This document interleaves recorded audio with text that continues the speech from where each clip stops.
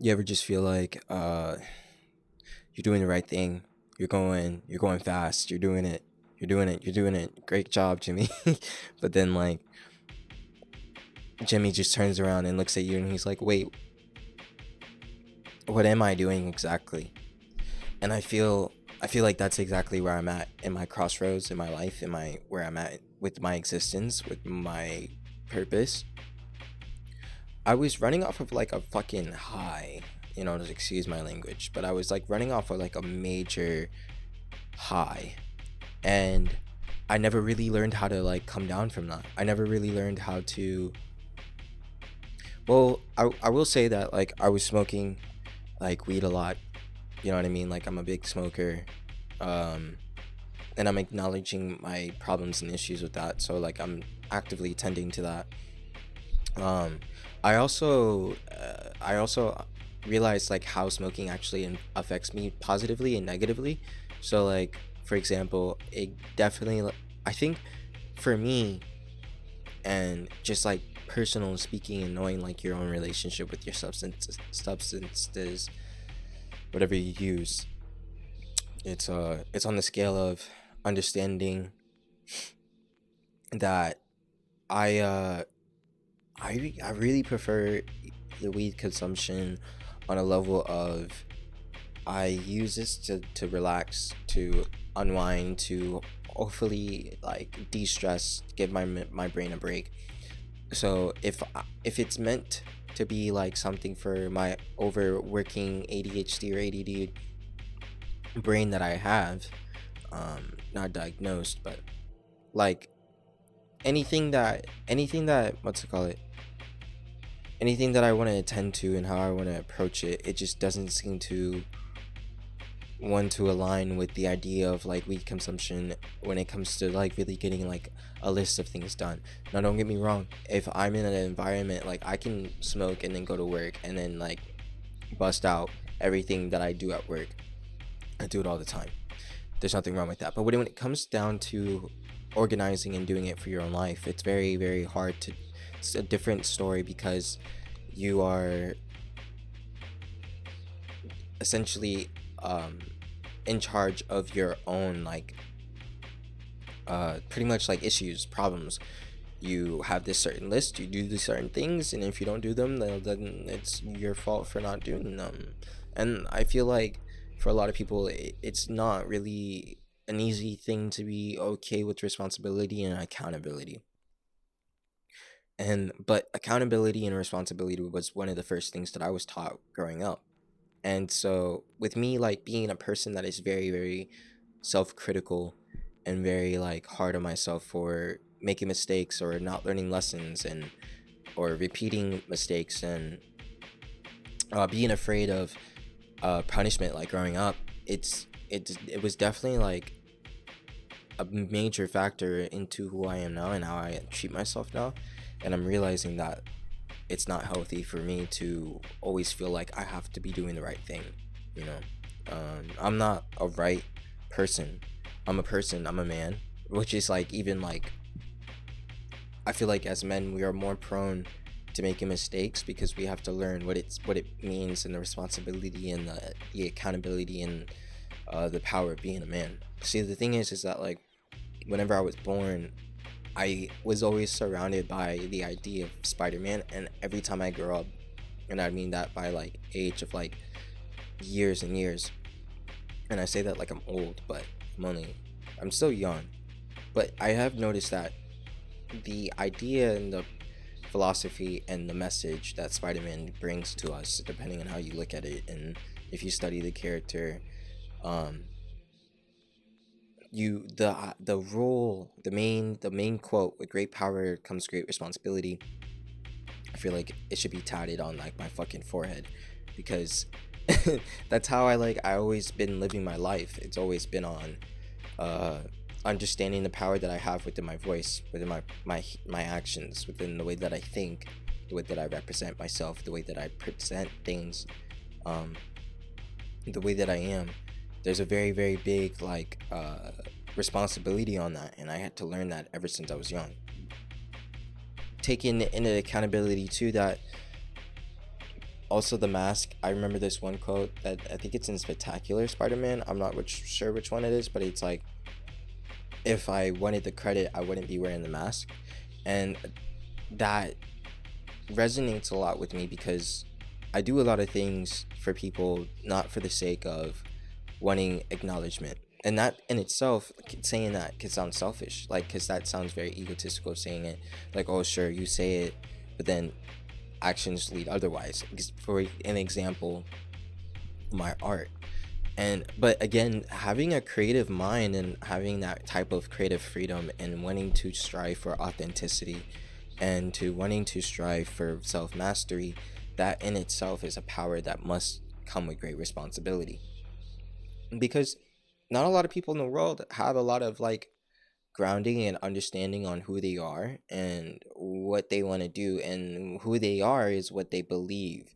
Like, who they are is what they are taught to believe. I want to use my critical analyzing, rambunctious, non-stop talking mind to understand how I like to view things and how I like to, uh, my philosophy on the world. I wrote down. I'm doing like the artist way challenge where you have to write down, um, where you write in your journal. You write 3 pages every morning. Take an hour, 30 minutes. uh Early, spend time away from your day, and you write in journal.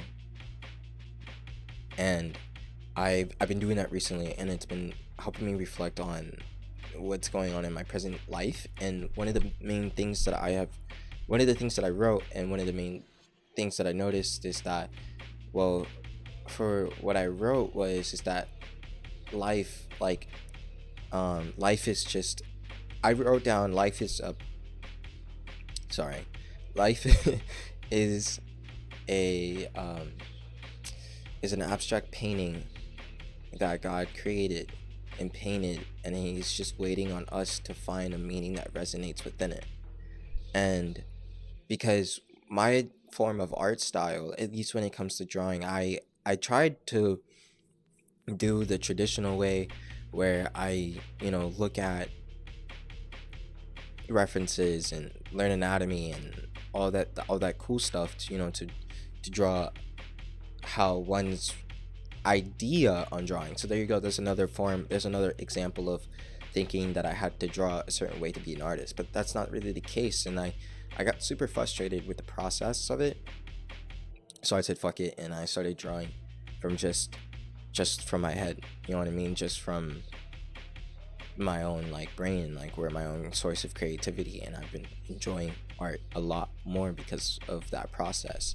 And funny enough, my art style, what most people would say is like, oh, anytime that anyone is seeing my art, they always ask, do I do tattoos? Do I do tattoo designing? Because it's on the abstract tattoo, kind of looking at esoteric, like kind of it's symbolic. It's a lot of people like to compare it to cyber sigillism, whatever resonates. And I noticed that one of my favorite things and one of my favorite parts or attributes of my art is that whenever people see it, they can they find something that resonates within them. Like it's like I'm able to, my art is a reflection of the people um that ponder upon it. And I recognize that power that I have of being a reflection, a mirror for people. So, and it's beautiful. Like it's very beautiful. Like I could draw one thing, and it can mean someone could see one thing from one, uh, someone else could see one thing from another, but it reflects the soul. And I think that's very important, and because we don't we are always taught to reflect the human mind and the human, uh, society. We're not really taught to reflect the human soul. If we reflected on the human soul a lot more, I feel like a lot of people would be a lot less angrier, like a lot less angry. And which is going on to the thing that I also like am working on, is I'm trying to understand how to love and be okay with who I am now. And it's hard, because I am undergoing a lot of, I'm purposefully, grabbing the shovel and I'm digging, um, I'm uprooting like dirty, rotten roots inside my garden so I can make space to, plant better seeds. And it's been a moment, you know what I mean? Like the body, the shakes and everything from all like the trauma and everything. Um, because I'm realizing that because of it, I don't really like who I am now. And I'm always looking forward to, like, okay, I will finally be happy once I finally um be who I imagine myself to be, who I feel like my greatest and highest self to be. But I'm understanding that that is not the process and the way that we're supposed to be attacking, or not attacking, but transitioning to who we want to be. We have to give ourselves who we are now, patience, love, and compassion, and understanding, so that therefore we can be able to be who we want to be. You know what I mean? If everything that I wanted happened to me today, I know deep down I wouldn't be happy, because I feel this this restless feeling of sadness, like a deep unknown sadness that I'm currently trying to understand, and to figure out why that part of myself is so sad, and what are ways that I can tend to that part of myself, so therefore I can understand and create a connection with myself. I, that's what really, what resonates with me on that. And I feel like a lot of people, it's not even I feel like, it's what I've noticed, is that I get so caught up in not wanting to be in victim mentality, because I feel like victim mentality is a weakness. And to a certain extent that it is, it also um, points out how you feel, and the un the problems that you haven't, the dirty roots that you haven't really attended to. I've been in my head, mentally, physically, spiritually, been the man at the garden. And when it's time to uproot those damaged crops, and to let them go, and to let the wound open up and heal, it's a process that we all have to go through. And I know it seems scary, and I even like talking about it, like, it makes me feel uncomfortable, because I'm imagining the imagery on how my mind and my body and soul likes to relate to it. But it's necessary. It's necessary to face those fears, and it's necessary to face those pains. It's necessary to grow, because deep down, we need pain, we need struggle, and we need to focus, yes, on who you want to be, where we want to be, and how we want to be. But we also have to focus on what we want to avoid and never feel again and never be again. And I've been so focused on who I want to be, how I want to be, and where I want to be, that I completely have been ignoring what I, went through, how much pain I went through, and why I would never want to go through it again. So it's like, yeah, I could be successful and rich, and I can't even say happy. Like, I could be successful in the way that the universe, like, or not the universe, but the way that our society likes to deem people successful. I could be successful on that metric, but at the same time, I would be miserable. I would be unhappy, and I would still be lost, and I would still be wondering, not understanding what exactly am I missing and what this void needs to be filled. And I would end up inevitably losing myself because, like I said in my last video, I was able to reach a certain enlightenment within my own life, and yet still I tend to find myself craving like death, like, you know what I mean, like, or my depression would get very, very heavy regardless. And I feel like it's okay. Like I said, life is an experience, and therefore you have to experience both sides of it. And as a human, you know what I mean, like, you're the universe. I like the idea of like you're the universe experiencing the universe itself. And whenever I get into these very, very low feelings and vibes, and or the time of stillness and dead, it's like I'm resonating with this season. You know what I mean? It makes sense. Like, we're in winter. So like, and it's been very, very cold where I live at. So it's like, it makes sense on why I feel very, very cold. And because it's bringing out all of those changes that I want to be able, that I need. I'm thankful that life and God was able to shine light on my problems and the struggles that the demons that has been hiding in the dark corners of my mind. And I'm grateful for life to bring those out, for God to bring those out, so I can be able to wrestle with those demons and be able to understand them. Because like, stuff like that is exactly what generational trauma leads to. If we never tend to those, we will never actually heal, and therefore it'll be passed down to next generation to generation.